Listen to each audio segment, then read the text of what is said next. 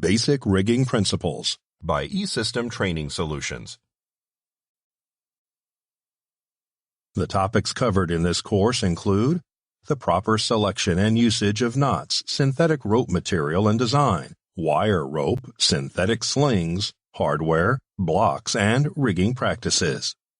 In this course, the student will learn to recognize acceptable rigging techniques, select the correct rigging equipment for a lift, and complete basic calculations to determine the forces that will be placed on the rigging equipment and structure. Upon successful completion of the course, the student will have the skills and understanding to participate in Class 1 and Class 2 construction plans. Per the updated ANSI ASSP A10.48-2023 standard, all construction activities that involve the supporting structure or its foundations require a documented construction plan, even if hoisting operations are not performed. To gain the most from this course, the student should have access to a pen, paper, calculator, and a piece of rope for knot tying practice.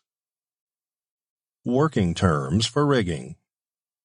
When discussing rigging, it is important to understand a few common terms. Breaking strength is the number specified by the manufacturer at which material will yield under load. When working with synthetic rope, the term minimum breaking strength may be used in place of breaking strength.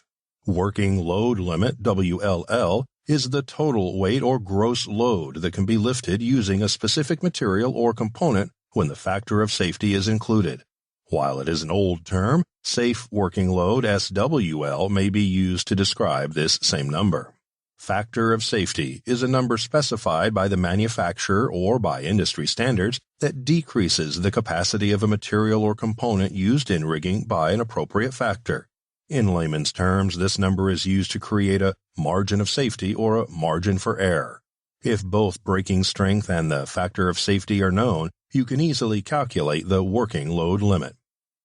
Anytime a component used for a rigging system is loaded beyond 75% of its working load limit, the operation must be identified as a critical operation in the construction plan. These terms can be found in the glossary at the top right side of the screen. You can access the glossary at any time during the course.